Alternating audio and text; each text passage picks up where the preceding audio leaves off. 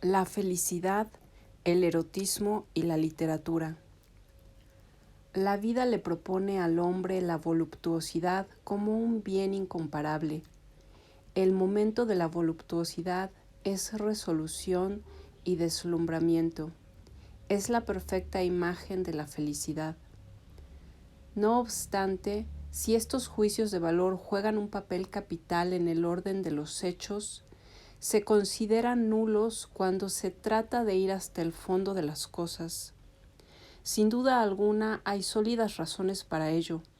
La primera es que si esos juicios fueran verdaderos, a pesar de todo habría que refutarlos, porque, admitámoslo, ya no tendríamos ninguna vida posible.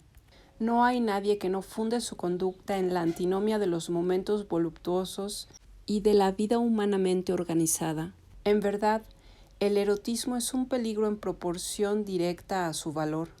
Reconociéndole ese valor, nos arriesgamos a arruinar nuestras obras y a nosotros mismos. Pero justamente tropezar con esa dificultad no es ir hasta el fondo de las cosas. Finalmente, alguien plantea en profundidad la cuestión del sentido de la voluptuosidad. No es una cuestión menor. Resulta incluso difícil no indagar primero en qué podría diferir de la voluptuosidad el bien perdido a cuya búsqueda se consagra la mejor parte del hombre. Vale decir, si el valor en general, cuando lo oponemos al mundo de las cosas, no es definido de una manera decisiva por un punto extremo de la voluptuosidad.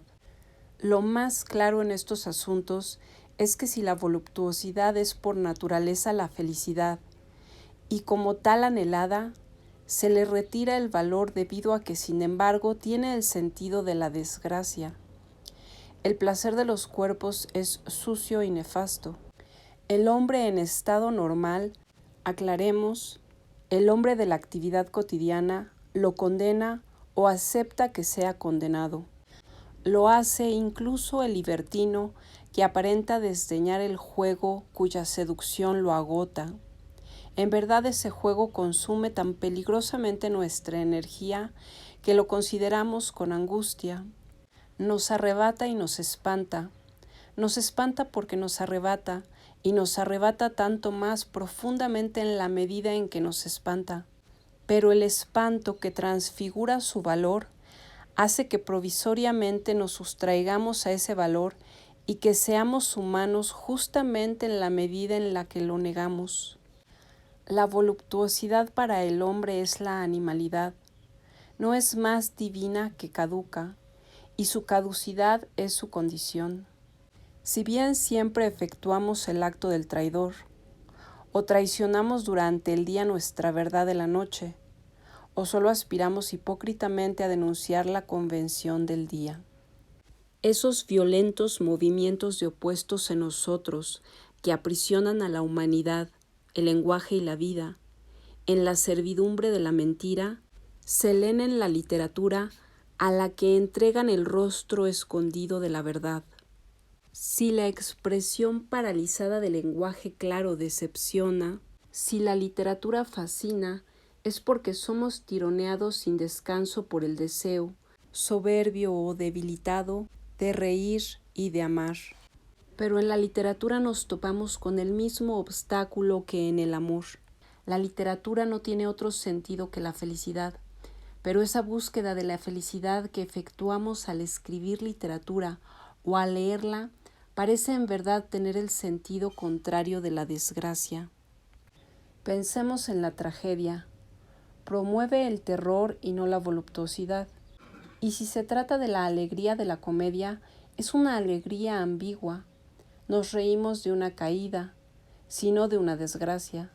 El arte de la novela requiere peripecias que provoquen angustia y es usual decir que la descripción de la felicidad aburre.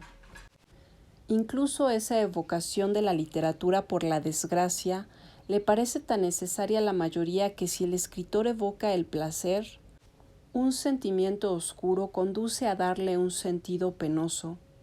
El mismo Miller sucumbe a esa flaqueza cuyas formas más tristes nos ha dado Sartre. A menudo la descripción de la voluptuosidad dichosa parece alejarse de la verdadera voluptuosidad. La felicidad carece de un tipo de vigor rencoroso, soberano, que es propio de la desgracia. Las frases que anuncian la beatitud dan una sensación de insipidez poética, sino de pornografía banal. La literatura reciente, que ya no admite callar sobre los momentos de resolución, ofrece a este respecto un paisaje desolado. La lectura de una reciente antología da en verdad la sensación de una derrota. Es verdad que los escritores se atreverán, avanzarán con una aparente audacia, pero su misma audacia ha sido la confesión de su malestar.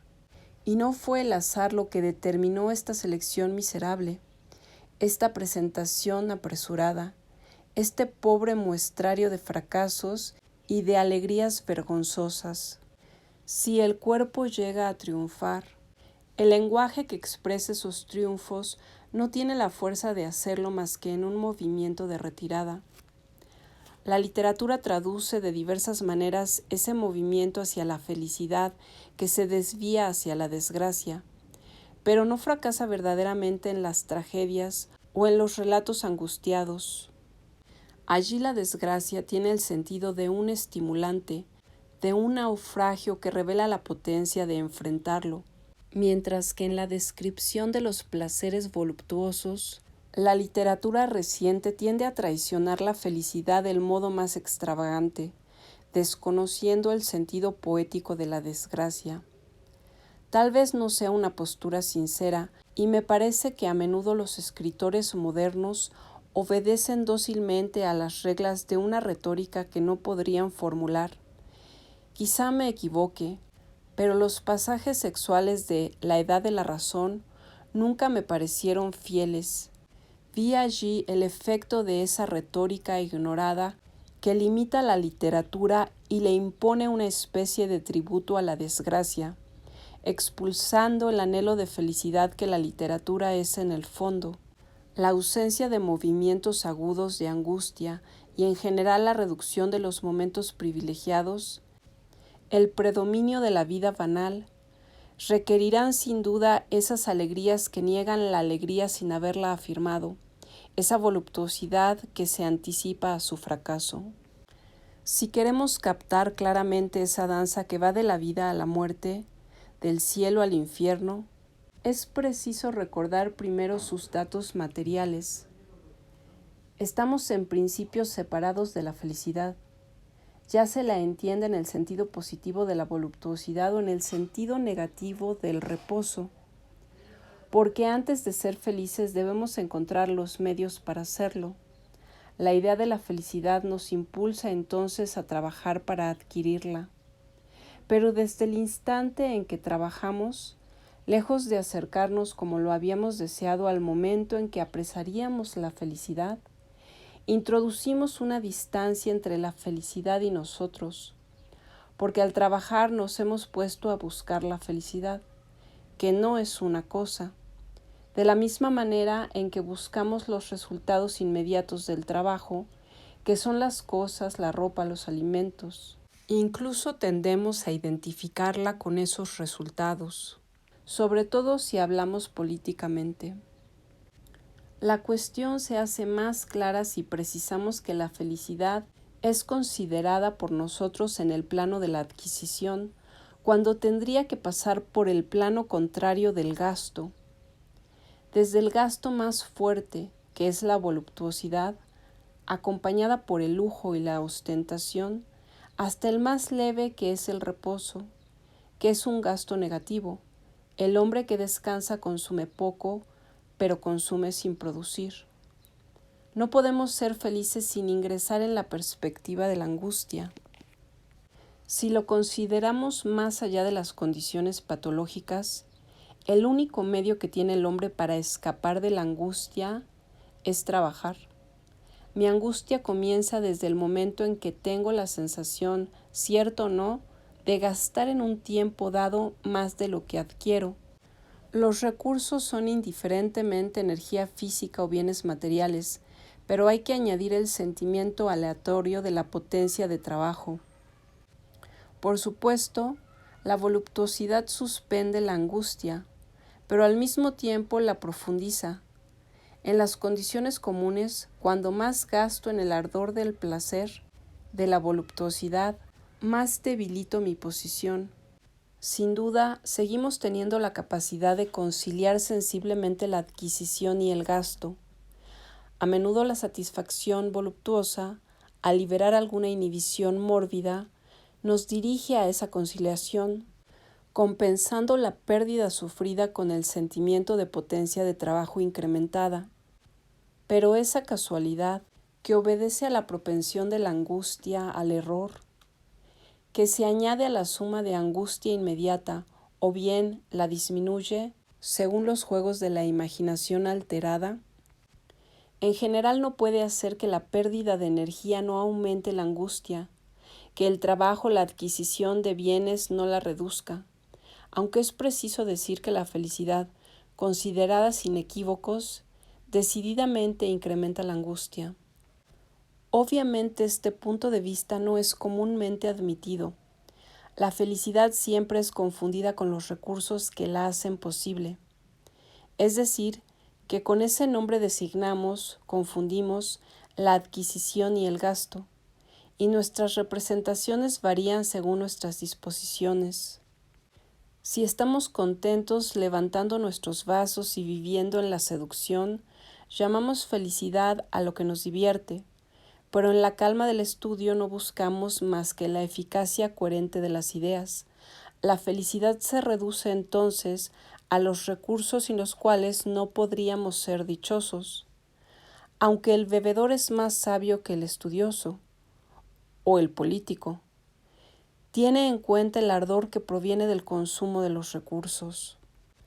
Y el razonamiento no puede sino ubicar la felicidad en el plano de la adquisición, reemplazando el ardor por un modo de vida que lo excluye, porque el ardor anuncia el retorno de la angustia, la embriaguez es seguida por la resaca, y la felicidad que excluye la embriaguez es reducida a la vida que ninguna angustia perturba. La felicidad de la razón se torna decididamente la negación de la felicidad, ya que la felicidad de la embriaguez es el comienzo de la desgracia. Esta dialéctica es milenaria, y no vemos cómo escapar de algún modo a la idea razonable y bien establecida de la felicidad. El razonador propone un compromiso. Se niega a llamar felicidad a lo que no es tal más que por un tiempo, de lo que resulta un sentido atenuado de la palabra, que el uso ha consagrado. Lo que habitualmente torna difícil la discusión en un caso así es el rechazo a admitir que ciertos términos tienen un sentido doble. Felicidad se refiere no menos que al estado durable, al instante, cuando decimos estoy en el colmo de la felicidad, y nadie puede impedir que la palabra se emplee libremente en los dos sentidos. Solo quiero tratar de mostrar la necesidad de negar el sentido del instante desde el sentido de la duración. La necesidad es la misma en el sentido contrario. Quien aspira a la felicidad en la duración no puede hacer ingresar el instante en la cuenta. El valor se sitúa para él en la adquisición de los recursos y su gasto solo interesa en la medida en la que es favorable a la duración de la felicidad. Recíprocamente, la duración ya no importa dentro del valor del instante. El instante es arrojado por la razón al infierno de la angustia. Sin duda que el interés del instante mismo no puede desaparecer totalmente cuando optamos por la duración, pero si así fuera, es a pesar de la intención deliberada. Lo que subsiste del instante en esas condiciones no es su máximo valor y nunca es su propia afirmación. La felicidad positiva o el gasto se limitan a sus modalidades anodinas y nunca pueden ser reconocidos como lo que son.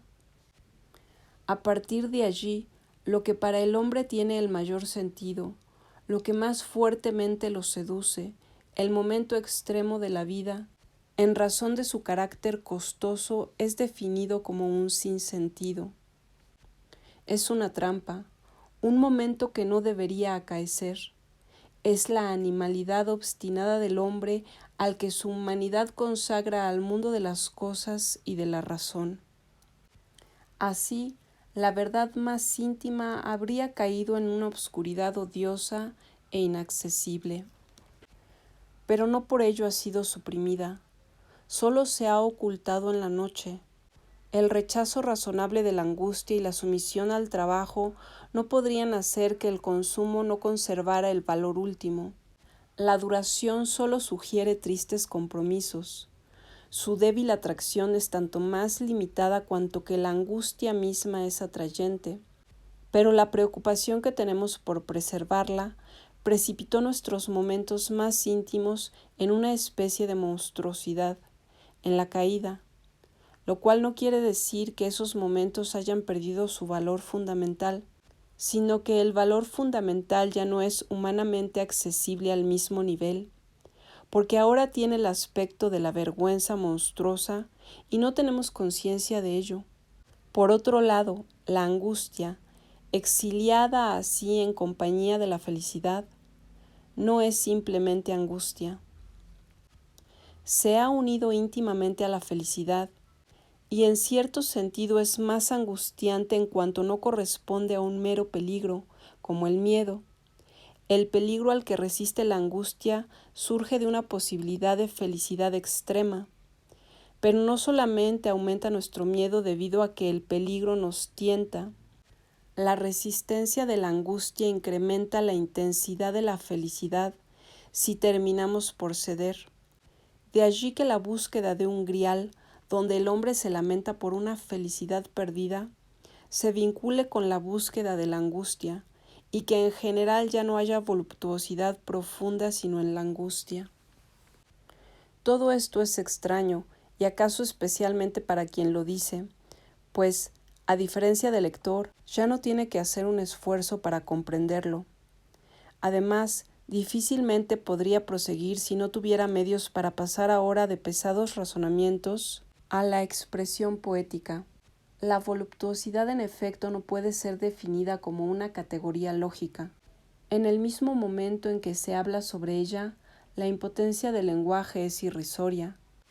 En otros puntos, la poesía libera una verdad diferente a la que parece ligada a la voluptuosidad. Es entonces simplemente poesía. La voluptuosidad no es la poesía. La poesía simplemente tiene la capacidad que me falta. Hace que no me demore más, aunque no abunde, existe, en expresar la felicidad. La literatura es habitualmente desafortunada, se esconde de la simplicidad de la alegría a través de tantos desvíos que verdaderamente me siento impulsado a leer en los poemas de Rimbaud, aunque su camino fuera incierto, estas frases donde la animalidad feliz es recobrada. Él, tu pecho en mi pecho, iremos inhalando plenamente el aire bajo los frescos rayos de la hermosa mañana que nos baña con el vino del día, cuando estremeciéndose el bosque sangra mudo de amor, en cada rama verdes gotas, brotes claros, se siente que tiemblan carnes en las cosas abiertas, hundidas en la alfalfa, tu blanca bata, sonrosado el aire con el azul que ciñe tu ojo negro. Amante del campo, sembrando en todas partes, como espuma de champán, tus carcajadas, te ríes de mí, el embriagado, que te agarraría así de la hermosa trenza, oh, que bebería tu gusto a frambuesa y fresa, oh, carne de flor. Te ríes del fuerte viento que te besa como un ladrón. Tal vez no sea nada. En la edición el poema viene después del último verso de Venus Aniadomen, hermosa y repelente por una úlcera en el ano. La réplica final responde a la retórica de la desgracia. Ella y la oficina sigue estando siempre el momento hastiado de la literatura, que no puede recobrar verdaderamente el puro resplandor, y no hago más que volver a plantear el problema sin aclararlo. Malcolm de Chazal acaso sea el único en la actualidad que le ha dado una expresión convincente a la felicidad de la sensualidad. Un pequeño número de artículos dieron a conocer al autor de Sentido Plástico. Resultaría difícil encontrar una forma que resumiera la reflexión de Chazal y se apartara de las mismas frases con que él la expresa. Es cierto que en una ocasión esboza, como una clave de su pensamiento, una especie de filosofía de la voluptuosidad. Sería necio no citarlo extensamente. Toda introspección verdadera en el dominio de los sentidos, escribe en el prólogo a Sentido Plástico, es vana e incompleta si los dos mayores fenómenos sensoriales de la existencia, el nacimiento y la muerte, no nos entregan sus secretos hasta cierto punto. Pero, ¿cómo profundizar el nacimiento? ¿Cómo descubrir la muerte salvo cuando uno está demasiado muerto para descubrirla? Y sin embargo, existe un modo de explicar esos dos fenómenos esenciales de la vida, gracias a un campo de experiencia que está al alcance de todos, la voluptuosidad, esa muerte-nacimiento en uno, que hasta ahora solo se ha intelectualizado en exceso, pornografiándola o sentimentalizándola a ultranza. Pero siendo la voluptuosidad la encrucijada universal de los sentidos, de la mente, del cuerpo y del alma, y siendo un lugar estado donde muerte y nacimiento se encuentran a medio camino y donde el hombre completo se afirma a sí mismo, la voluptuosidad es por esa razón incluso la mayor fuente de conocimiento y el más vasto campo de estudio de los mecanismos profundos del ser humano. Esta afirmación no tiene valor solamente por su contenido claro, sino también por su movimiento rápido, donde el pensamiento que se construye al mismo tiempo ya se está descomponiendo.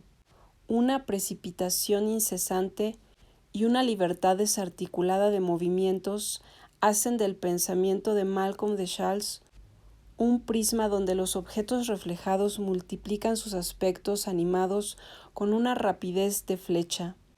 Ese mundo de movimientos no difiere menos de la reflexión común, de lo que el vuelo quebrado y centelleante del insecto difiere del andar de un mamífero. La exactitud de tales pensamientos no es del mismo orden que en las ciencias. Proceden por intuición, lo que ofrecen pertenece al orden poético, pero las facetas de su resplandor están centradas en una visión que generalmente funda una sensación de transparencia, de penetrabilidad, de inmanencia de todas las cosas y de los seres entre sí. Dicho procedimiento se asemeja al de William Blake, y su libertad se organiza de la misma manera que en el universo donde Blake casaba el cielo con el infierno. Malcolm de Chazal escribe: depositamos en el diablo todos los aspectos de Dios que no comprendemos. Por eso el diablo está mucho más rodeado de misterio que el mismo Dios. Chazal habla de Dios y de los ángeles en el sentido de Blake. Los sitúa en un mundo donde no están separados de nada, donde se pierden, donde ya no son aparentemente nada más que el hombre que exige esa visión desde lo más alto, sin límites. Dios, escribe, es el único punto neutro de las ideas, así como la calma chicha del ciclón es su eje. Nosotros, hombres, estamos siempre más a la izquierda o más a la derecha de una idea. Si estuviéramos en el centro exacto de cualquiera de nuestras ideas, perderíamos la conciencia de nosotros mismos y seríamos reabsorbidos en Dios. Este no es el lugar adecuado para dilucidar el sentido preciso de esta observación. pero le entenderíamos mal si no se remitiera a una especie de frenesí congelado, que de algún modo es el frenesí en estado puro. Más que otras, escurridizas o amordazadas, me lo revela esta reflexión implacable. Si tuviéramos una cola, ¿cuántas confesiones de amor brotarían en todo momento de ese miembro hoy inexistente? Ese juego de insecto loco del pensamiento, arrojado a la noche de la voluptuosidad, la atraviesa con inmensos fulgores donde no reconocemos nada de lo formulado anteriormente, sino quizá finalmente lo que sabíamos. Lo transcribo en el orden en que lo ofrece el libro. ¿Quién podría sustituirlo por otro más claro? La voluptuosidad es la carta sin respuesta. Es la botella al mar que flota hacia la eternidad.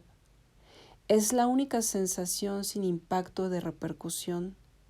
Como el agua que no puede remontarse a su fuente, es también el único placer irrepetible.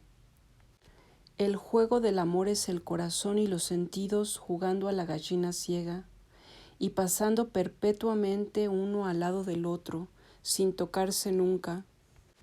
Si se tocan, la voluptuosidad sería tan grande que el cuerpo, en ese mismo instante, se fundiría como la cera que se acerca a una hoguera. Como la mujer que en la habitación desviste cada vez más sus formas a medida que aumenta el deseo. La sensación de desnudez interior aumenta en nosotros con intensidad creciente a medida que sube la llama del amor, sin que el hombre experimente la sensación de total desnudez más que en la cumbre suprema de la voluptuosidad.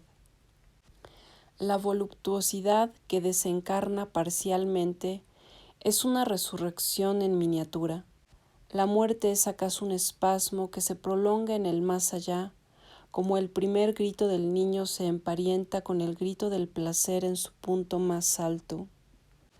La voluptuosidad es un juego de salto de carnero donde, sea cual fuera el brinco que se da, volvemos a caer en cada paso sobre la espalda que queríamos saltar. Si saltáramos sobre esa espalda, caeríamos en el más allá. La muerte es la espalda saltada, pirueta suprema de la vida. La voluptuosidad es la muerte en miniatura, el nacimiento lo es en grande y la vida de punta a punta. La sensación de nacer que experimenta el alma y la sensación de morir que sufre el cuerpo, ese tironeo horrible nos acarrea toda la angustia de la muerte. La voluptuosidad no es otra cosa que un núcleo de nacimiento en el centro de una cáscara de muerte, cuyo vértigo reside íntegramente en ese momento preciso en que la cáscara se desprende de la almendra, como un fruto maduro que se separa del árbol. La voluptuosidad pone al cuerpo en cortocircuito. En la voluptuosidad sentimos los dedos del pie en la cabeza, nuestra boca casi por todas partes del cuerpo, la rodilla en el lugar de los hombros y los hombros en los muslos.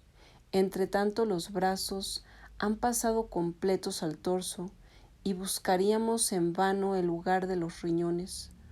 Como un barco sin timón, navegan casi por todas las partes del cuerpo. La voluptuosidad convierte la médula espinal en un solo dedo capaz de acariciar el cerebro desde dentro. La muerte es un salto peligroso con los pies y el nacimiento es un salto peligroso de cabeza. La voluptuosidad es un salto con los riñones, como las piruetas de las bailarinas en el aire, que son a la vez saltos peligrosos de cabeza y de pie conjugados y que proceden del titubeo del balancín entre las manos del equilibrista. La voluptuosidad es una oscilación entre cielo y tierra, como la mirada anonadada del moribundo que está como clavado en el espacio. La voluptuosidad no tiene punto muerto, porque está embragada con la vida. El nacimiento es la voluptuosidad en embrague brusco, y el fallecimiento es la voluptuosidad en punto muerto. Sonidos y luz están asociados. Si hay un tono del calor, también hay un timbre del calor. Si el tono del calor es uniforme sobre los tejidos, el timbre, en cambio, varía según las regiones del cuerpo que el tejido viste. Las formas del cuerpo le dan a los colores su timbre. Aflautado en el pliegue de las axilas, repiqueteante en la cola, clarinete en el antebrazo, saxofón en el alto de los muslos, castañuelas en las rodillas que el vestido toca, oboe en la zona del cuello. El color sobre el busto es un xilófono en el que tocan y tocan los dos martillos de fieltro y algodón de los senos.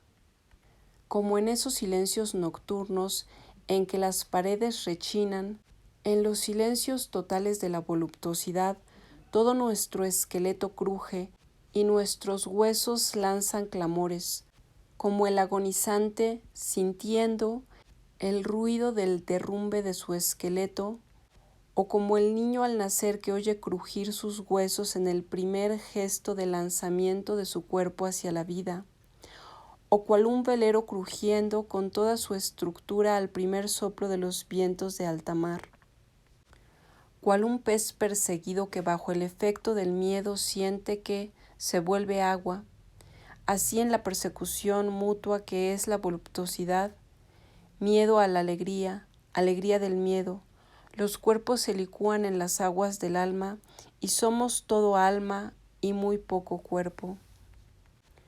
No sé si es útil subrayar que tales frases alcanzan la cima de las posibilidades verbales.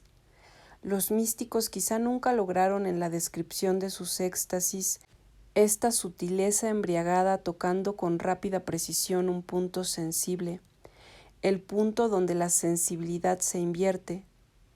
El objeto de estos juegos fulgurantes de luz ya no es completado indirectamente, la visión ya no es buscada o eludida a través de una satisfacción deprimida por la angustia o el recurso a la caída sucia o ridícula.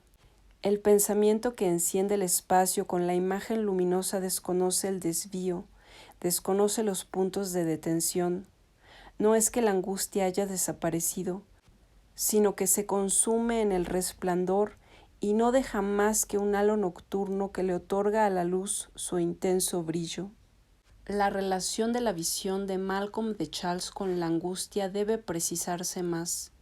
Escribe: la voluptuosidad es la carrera con el galgo del deseo, donde el perseguidor cae siempre antes de la meta, sin haber podido alcanzar su presa. Pero más adelante, representa a la voluptuosidad como el tiempo asesinado por un tiempo y consubstanciado con el tocar, como si el galgo hubiera rozado su presa. La contradicción, dada en ese punto dentro de la verdad del objeto, lo expresa más fielmente que la fidelidad lógica. Pero el segundo término de esta afirmación no es el punto final, y Malcolm de Charles dice también: si la noción de tiempo quedara totalmente abolida en la voluptuosidad, el alma fallecería. La voluptuosidad en principio solo es posible a condición de suprimir toda diferencia. No solo debería anularse el hiato temporal que subsiste entre el deseo y la respuesta, el galgo debería capturar su presa, sino que los amantes deberán suprimir esa diferencia que los separa hasta el final. La voluptuosidad total, dice Malcolm de Charles, nos haría saborear con el paladar del otro. Qué lejos estamos de ese ideal y de esa meta sublime. Pero aun cuando excluye la finalización, este pensamiento es tan preciso que presenta, hablando de la diferencia de los seres, la misma imprecisión que al hablar de la diferencia de tiempo.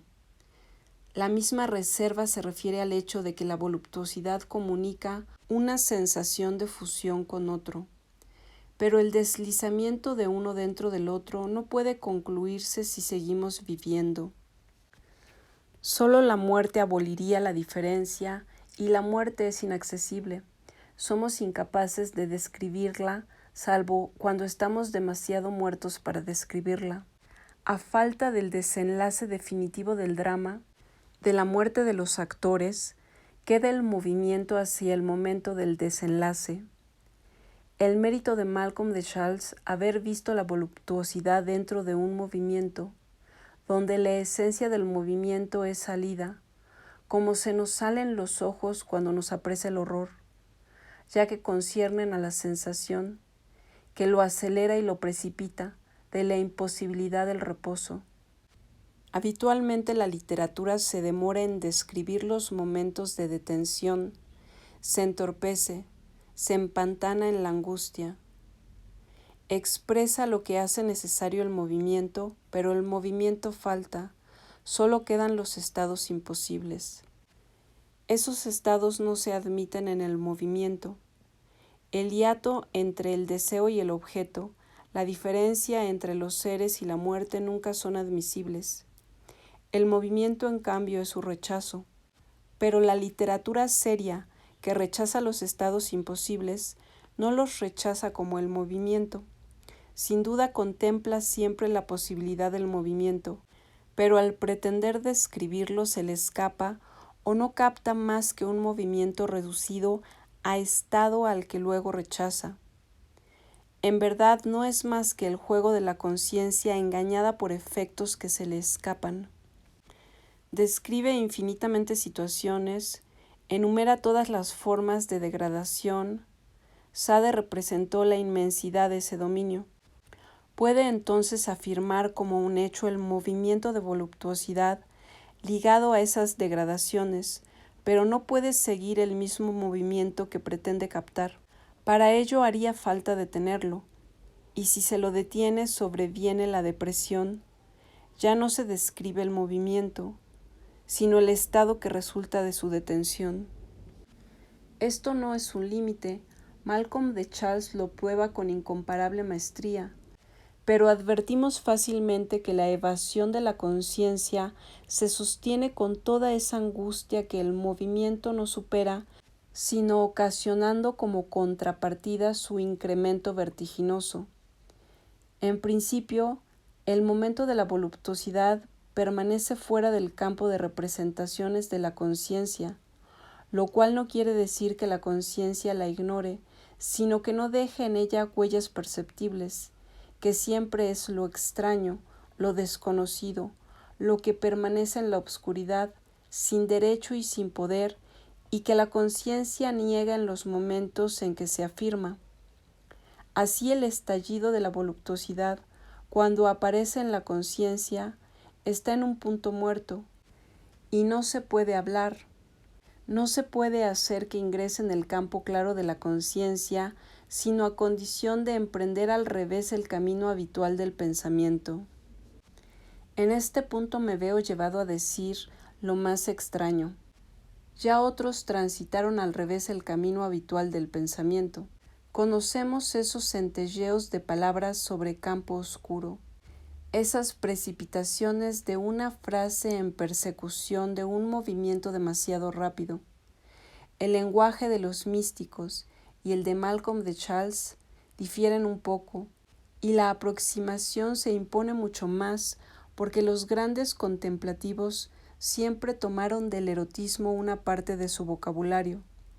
Los sentimientos que les inspira la divinidad les parecían comparables a los que el amado inspira a su amante.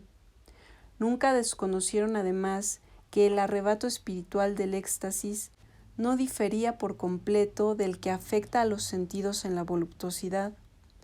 No tengo intención de denigrar la experiencia religiosa. Me siento muy alejado de esos médicos que en su inexperiencia pudieron identificar los fenómenos místicos con los desórdenes que observaban en su clínica.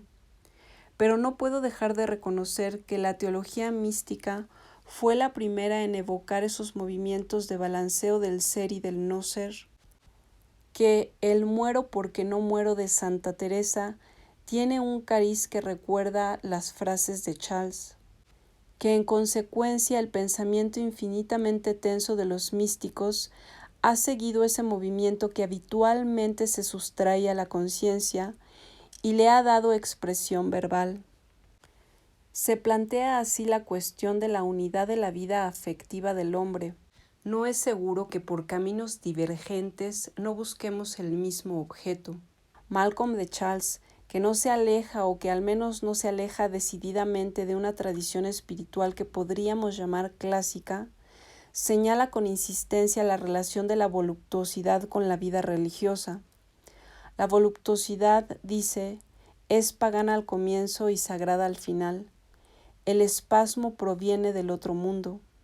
Se pregunta si la voluptuosidad no sería acaso el primer escalón del más allá espiritual, y aclara, la voluptuosidad es una zambullida con los brazos pegados al cuerpo. No sabemos entonces lo que pasa a la derecha ni a la izquierda en esa cámara oscura de infinito. Si nuestra alma pudiera extender los brazos en ese momento preciso, tocaríamos la cáscara del mundo espiritual. En verdad, no está lejos de alcanzar en este caso el punto último de su búsqueda. Todo es voluptuosidad, dice, y esa voluptuosidad que lleva la voz cantante no se reduciría a la pureza de la sensación intensa. Eso sería lo nuevo absoluto, que es la desnudez total. Podemos definir hasta cierto punto lo bello, lo feo, lo verdadero, lo falso, el bien, el mal y otros universales de la lengua, salvo la desnudez. Describir la desnudez en su esencia es como querer describir a Dios. Es posible que esa búsqueda conduzca a un punto indiferenciado y que una vez alcanzado su objeto, la desnudez, la voluptuosidad alcance el objeto común, el objeto irreductible del mundo espiritual y de los sentidos. Pero no debemos temer en este punto que nos estamos alejando de la esencia, de la especificidad del mundo carnal. Hay dos posibilidades para el pensamiento ante el objeto que es la desnudez, que de todas maneras es el mismo objeto de la voluptuosidad. Lo que la determina, la incita y la lleva al extremo. Por una parte es posible desprenderla de su motivación, como lo hace Malcolm de Charles. Desde ese momento se mostraría como irreductible, como un precipicio, insondable. Es sin duda lo más importante.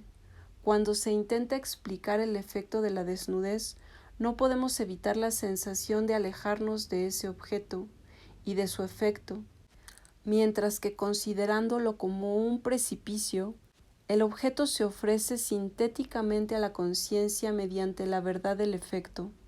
Pero como puedo considerar el objeto de dos maneras, también puedo esforzarme por explicar su efecto de dos maneras.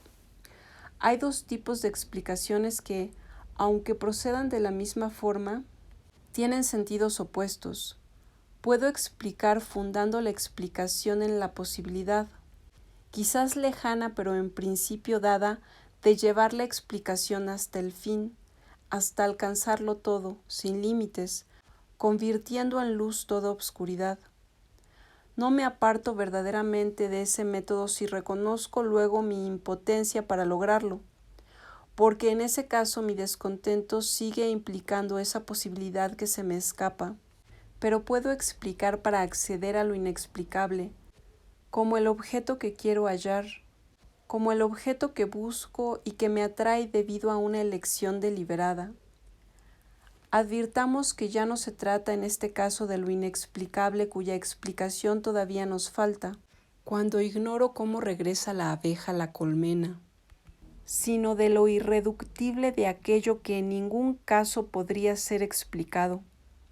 Así en la desnudez, cuando me brinda esa voluptuosa sensación de total novedad, puedo decirme que en ella al fin alcanzo lo irreductible.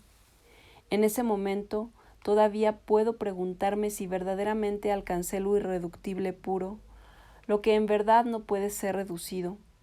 Me esfuerzo entonces por reducirlo, con una intención opuesta a la de las ciencias, en razón de que no puedo alcanzar un irreductible auténtico antes de haber intentado todo para reducirlo.